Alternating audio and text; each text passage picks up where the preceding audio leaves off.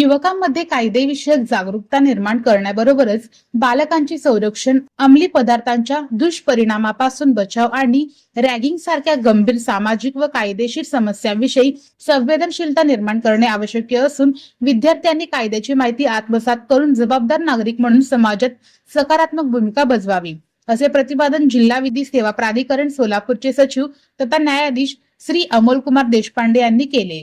जिल्हा विधी सेवा प्राधिकरण सोलापूर यांच्या वतीने Gandhinatha Rangji homeopathic medical college Solapur येथे पॉक्सो कायदा, अंमली पदार्थ प्रतिबंध आणि रॅगिंग संदर्भातील कायदे या विषयावर विधी जनजागृती कार्यक्रम आयोजित करण्यात आला होता। कार्यक्रमात पॉक्सो कायद्याविषयी सोलापूर बार असोसिएशनचे उपाध्यक्ष श्री परमानंद जवळकोटे यांनी मार्गदर्शन केले। बालकांचे लैंगिक शोषण राखण्यासाठी कायद्यातील तरतुदी, बालकांच्या संरक्षणाची जबाबदारी तसेच कायद्याच्या प्रभावी अंमलबजावणीचे महत्त्व त्यांनी स्पष्ट केले।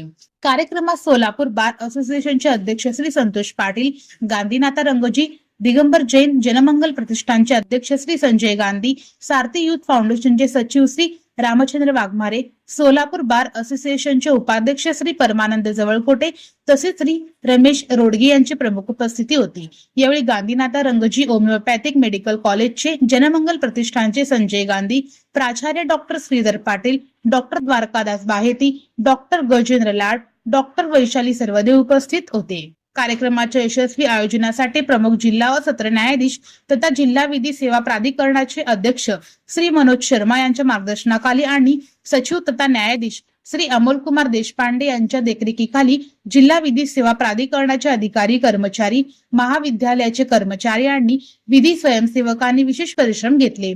कार्यक्रमासाठी Gandhinatha Rangji Digambar Jain Janmangal Pratishthan, Gandhinatha Rangji homeopathic medical college, Gandhinatha Rangji pharmacy college आणि सारथी युथ फाउंडेशन सोलापूर यांचे सहकार्य लाभले।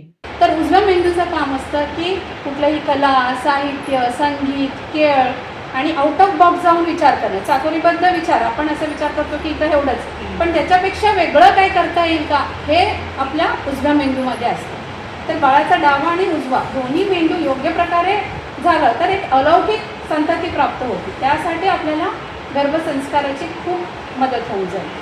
तर मला असं वाटतं की आपण आणि यावेळेसच का गरज आहे, कारण आता आपल्याला एवढं सोशल मीडिया एक्सपोजर आहे, मोबाईल आहेत आपल्या हातामध्ये, पाणी आहे समजा, आता ते पाणी वाहतं, उतरत्या दिशेने पाणी वाहणारच आहे, पण त्याला आपण योग्य दिशा दिली तर आपण त्या पाणीचा कसाही वापर करू शकतो। बरोबर आहे, ते आपण साठवू पण शकतो, त्याच्यापासून वीज निर्मिती करू शकतो, बंधारे बांधू शकतो आणि नाहीच काय केलं तर ते वाहत जाणार, ज्या दिशेने त्याला उतार आहे ते वाहत जाणार।